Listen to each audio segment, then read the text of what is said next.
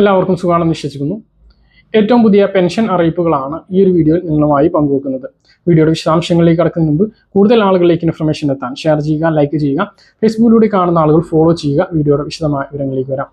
2 മാസത്തെ പെൻഷൻ, 1 മാസത്തെ കുടിശ്ശിക അടക്കം ഇപ്പോൾ വിതരണം ചെയ്തു കഴിഞ്ഞു. ഭൂരിഭാഗം ആളുകൾക്കും ആ ഒരു തുക ലഭിച്ചു കഴിഞ്ഞിട്ടുണ്ട്. പക്ഷെ കേന്ദ്രവിഹിതം ഒരുപാട് ആളുകൾക്ക് ലഭിച്ചിട്ടില്ല.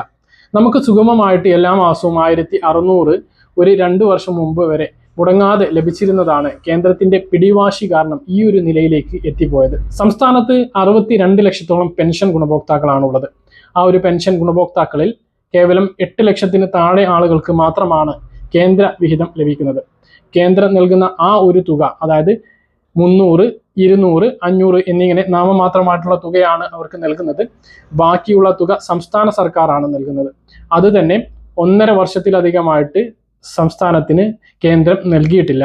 മാത്രമല്ല, ഇപ്പോൾ വിതരണം ചെയ്യുന്ന പെൻഷൻ 1600 തന്നെ എല്ലാവർക്കും എത്തിച്ചേരുന്നതിന് വേണ്ടിയിട്ട് സംസ്ഥാന സർക്കാർ തന്നെ കേന്ദ്ര വിഹിതത്തിന് വേണ്ട ഫണ്ടും അനുവദിക്കുന്നുണ്ട്. കേന്ദ്രം പിന്നീട് നൽകുമ്പോൾ അത് തിരിച്ചെടുക്കാം എന്നുള്ള ഒരു കാഴ്ചപ്പാടിന്റെ അടിസ്ഥാനത്തിലാണ് ആ ഒരു തുക അനുവദിക്കുന്നത്. എന്നിട്ട് പോലും ഈ ഒരു പൈസ കൃത്യസമയത്ത് ഈ പാവങ്ങളുടെ അക്കൗണ്ടിലേക്ക് എത്തുന്നില്ല എന്നുള്ളതാണ്. അതായത് ആ ഒരു തുക സംസ്ഥാനത്തിന് നേരിട്ട് വിതരണം ചെയ്യാനുള്ള അർഹതയില്ല. കേന്ദ്രമാണ് അത് നേരിട്ട് വിതരണം ചെയ്യുന്നത്. അവർ അത് വിതരണം ചെയ്യാൻ താമസിക്കുന്നത് കൊണ്ടാണ് അത് ഒരാഴ്ചയോളം വൈകുന്നത്. മാത്രമല്ല, അത് വിതരണം ചെയ്താൽ പോലും പല ആളുകൾക്കും ആ ഒരു തുക ലഭിക്കുന്നില്ല. ചില ആളുകൾക്ക് 1 മാസം ലഭിക്കും, പിന്നെ 1 മാസം ലഭിക്കില്ല. അത് ആധാറിന്റെ പ്രശ്നം കൊണ്ടല്ല. ആധാറിന്റെ പ്രശ്നം കൊണ്ട് പല ആളുകൾക്കും ലഭിക്കുന്നില്ല. പക്ഷെ 1 മാസം ലഭിക്കും, പിന്നെ 1 മാസം ലഭിക്കില്ല എന്നുള്ളത് ആധാറിന്റെ പ്രശ്നം കൊണ്ടല്ല. വിതരണം ചെയ്യുന്ന ഡിപ്പാർട്ട്മെന്റ് കാണിക്കുന്ന വളരെ ക്രൂരമായിട്ടുള്ള ഒരു നടപടിയാണ്. ഈ പാവങ്ങൾക്ക് കൃത്യമായിട്ട് നൽകാനുള്ള ഒരു മനസ്സ് കാണിക്കണം എന്നുള്ളതാണ്. മറ്റൊന്ന്, വെള്ളിയാഴ്ച ബജറ്റ് നടക്കാൻ പോവുകയാണ്. പെൻഷൻ വർധനവ് നമ്മൾ പ്രതീക്ഷിക്കുന്നുണ്ട്. നമ്മുടെ സംസ്ഥാനത്തെ പ്രമുഖ മാധ്യമങ്ങളായിട്ടുള്ള മാതൃഭൂമി, മനോരമയൊക്കെ പെൻഷൻ വർധനവ് ഉണ്ടാകും എന്നുള്ള സൂചനകൾ അവർക്ക് കിട്ടിയതിന്റെ അടിസ്ഥാനത്തിൽ റിപ്പോർട്ട് ചെയ്തിരുന്നു. അപ്പം ഈ ഒരു സാമ്പത്തിക പ്രതിസന്ധിയിൽ ആ ഒരു വർധനവ് ഉണ്ടാകും എന്ന് തന്നെയാണ് പ്രതീക്ഷിക്കുന്നത്. സാമ്പത്തിക പ്രതിസന്ധിയാണ്, വർധനവ് വേണ്ട എന്ന് സർക്കാർ പറഞ്ഞപ്പോഴും LDF അത് അംഗീകരിച്ചില്ല. ഈ ഒരു രീതിയിൽ പോകുന്ന സമയത്ത് പെൻഷൻ വർധനവില്ല എങ്കിൽ സർക്കാരിന് അത് തിരിച്ചടിയാകും എന്നാണ് മുന്നണി യോഗങ്ങളിൽ ഉണ്ടായിട്ടുള്ള തീരുമാനം എന്നും, അതുകൊണ്ട് തന്നെ ഈ ഒരു ബജറ്റിൽ, അതായത് 2ാം പിണറായി സർക്കാരിന്റെ അവസാന സമ്പൂർണ്ണ ബജറ്റ് നടക്കുന്ന ഈ ഒരു സമയത്ത് അതിലൊരു വർധനവ് ഉണ്ടാകും എന്ന് തന്നെയാണ് പ്രതീക്ഷിക്കുന്നത് എന്നാണ് അവർ റിപ്പോർട്ട് ചെയ്തിട്ടുള്ളത്.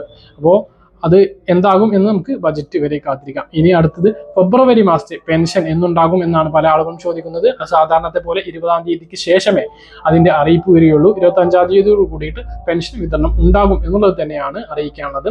മറ്റൊരു പ്രധാനപ്പെട്ട കാര്യം, കയ്യിൽ പെൻഷൻ വാങ്ങുന്ന ആളുകളോട് വിവിധ പഞ്ചായത്തുകൾ ആധാറിന്റെ രേഖ കൂടി വിതരണക്കാരുടെ കയ്യിലോ അല്ലെങ്കിൽ വാർഡ് മെമ്പറുടെ കയ്യിലോ കൊടുക്കാൻ വേണ്ടി പറഞ്ഞിരുന്നു. നിങ്ങളുടെ പഞ്ചായത്തിൽ നിന്നും ആരെങ്കിലും അങ്ങനെ ആവശ്യപ്പെട്ടിട്ടുണ്ട് എങ്കിൽ, ആരോടെങ്കിലും അങ്ങനെ ആവശ്യപ്പെട്ടിട്ടുണ്ടെങ്കിൽ അത് കൊടുക്കാൻ വേണ്ടിയിട്ട് ശ്രദ്ധിക്കുക. ഇനി പെൻഷൻ വിതരണം പൂർണ്ണമായിട്ടും ആധാർ അധിഷ്ഠിതമാക്കുന്നതിന്റെ ഭാഗമായിട്ടാണ് അത് എന്നാണ് അറിയിപ്പുകൾ ഉള്ളത്.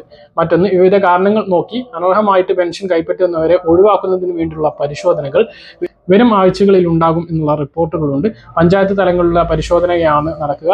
സർക്കാർ അതിന് പ്രത്യേകിച്ചുള്ള ഒരു ഉത്തരവൊന്നും നൽകില്ല.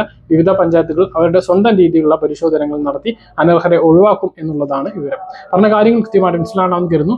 ഇതുപോലുള്ള ഇൻഫർമേഷനുകൾ ലഭിക്കാൻ ചാനൽ സബ്സ്ക്രൈബ് ചെയ്യുക, ബെല്ലൈക്കൺ എനേബിൾ ചെയ്ത് നോക്കുക. മറ്റൊരു വീഡിയോയുമായി നമുക്ക് വീണ്ടും കാണാം. ദൂരേക്കും ബൈ.